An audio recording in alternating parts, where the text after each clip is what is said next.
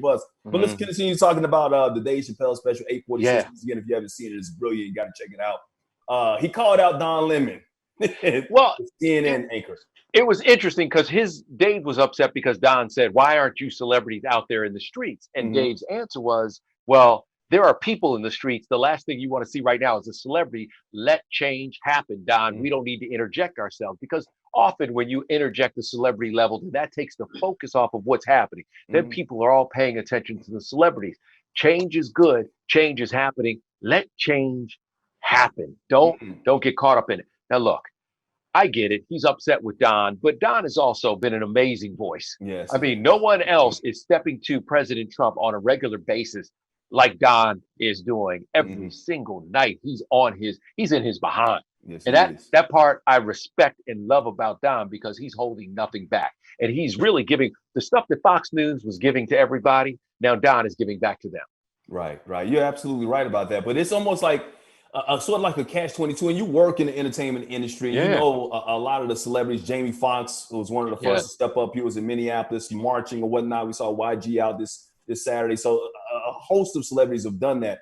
But you're a catch-22 though, Kev. You know this. If you don't say anything, right, then you're going to get it from a lot of people in the community. How come we haven't heard from Beyonce?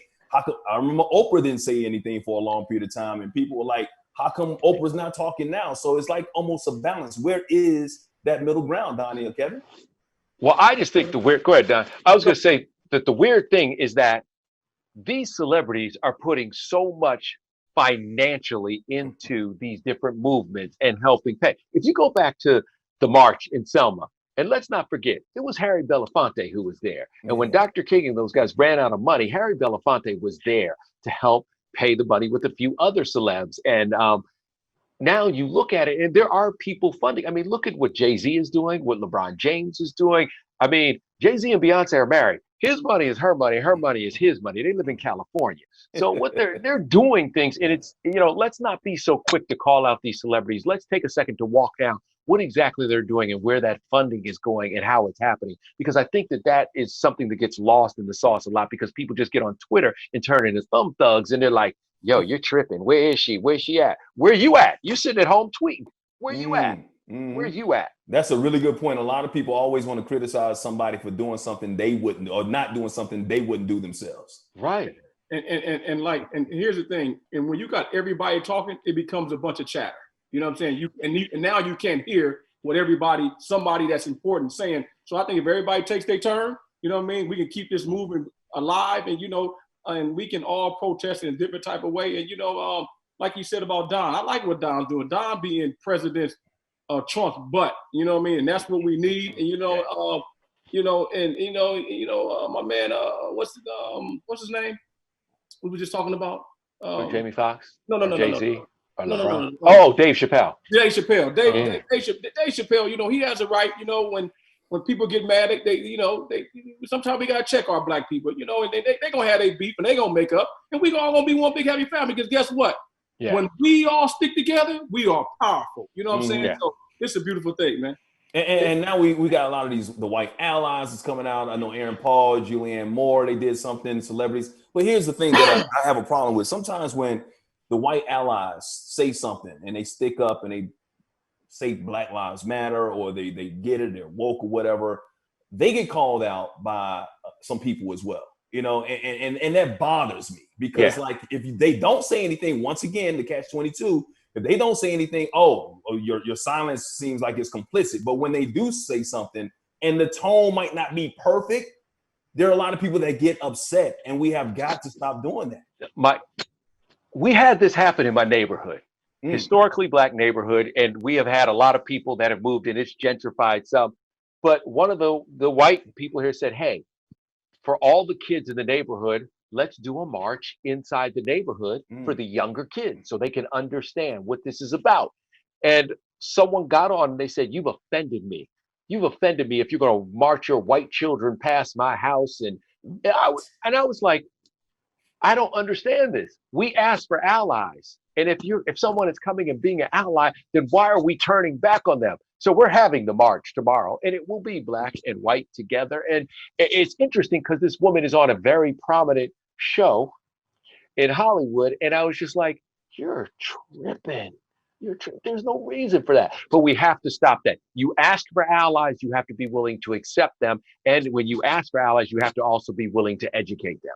Right, right. And that's very important, the education, if they want to learn. And Yeah. making sure that it's not, because this is going to be my question of the night. There are some people right now that we've been saying Black Lives Matter for a long time, screaming it. Yeah. And a lot of Black people wouldn't even say Black Lives Matter, but their response would be all lives matter. Right. Not everybody seems to be on the whole kick. It's trendy to say Black Lives Matter. So do you think most people are screaming BLM, they really feel it, or is it now just the end thing to do? What do you think the component is? Well, here's what's going to happen. We're going to find out, because when it's time to step up to the table and say, okay, here you go. You get your seat at the table now. Here you go. You get it's time for your deal. Look, Mike, we've seen this. When you were at ESPN, Mike builds a successful radio show. His radio show is killing it. And they yank his radio show. And that had nothing to do with the talent of the person who was doing that radio show or the success of that radio show. I believe it had something to do with you and the color of your skin.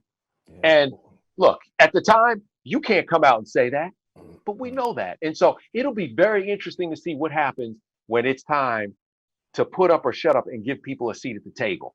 Everything is hunky-dory when we're marching, but when it's time to actually affect your bottom line, now let's see, where's your head at? And that's what I'm waiting on. That's the thing that I'm waiting on. Are you really down for equality, or are you just down for the march and the Instagram photo and the hashtag? Absolutely, not the trend. And Donny, I got to give my boy Kev, man, because once again, he's a real one, because he's in the business, but he speaks up. He's spoken up for me when I've been done wrong in the past. He speaks up for others, but he's not afraid to take a stance for himself and be one of those guys that's on the front line, one of those guys who's a big name. And a lot of times we get these big names out there, Donny, that don't want to mess up their what, so they won't speak up for themselves or anybody else. And Kev is not that guy. Okay, I feel him there, because I don't know Kev, but he's saying he stay in the hood. He stay in the hood. He probably stay above the jungle, because that's the only place I know we know where. So like if you down with us, Kevin, we down with you, man. Because I'm watching you, man. You know what I mean? Because I want to know, how do we want white people to step up when we want to have them a seat when we want them to have a seat at the table? That's what I want. What do we want them to do for us? Amen. Well, you're going to see. We want a fair and equitable world. And now here's what we have to understand. And this goes back to history. And it's one of the reasons why I have on this Weeksville shirt today. Because, like, for instance, the Weeksville Heritage Center in Brooklyn, a Black community that was founded in 1838, where free people formed a community where you could buy, sell houses, you had businesses, it flourished.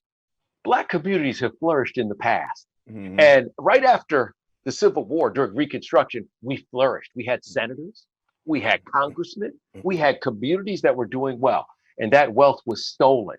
That wealth wasn't lost, that wealth was stolen in most instances. So now we're going to see if there's going to be an opportunity to recoup that wealth and have our fair share at the table again. Once again, watch what Byron Allen is doing. What he's doing is very, very interesting. He has built this business out of using a law that was put on the books in the 1880s, that every company in this country has to have a minority ownership portion. That's how he's got 5 channels on AT&T and 5 channels on DirecTV. He said, hey, this is the law. Let's follow the law, y'all. And he pushed them to the brink. And I salute Byron for it, because he went to the Supreme Court with it, and he's back in the Supreme Court now. Yeah, I know he's got to win. That's a very monumental case, and we got to give that a little bit more coverage as well.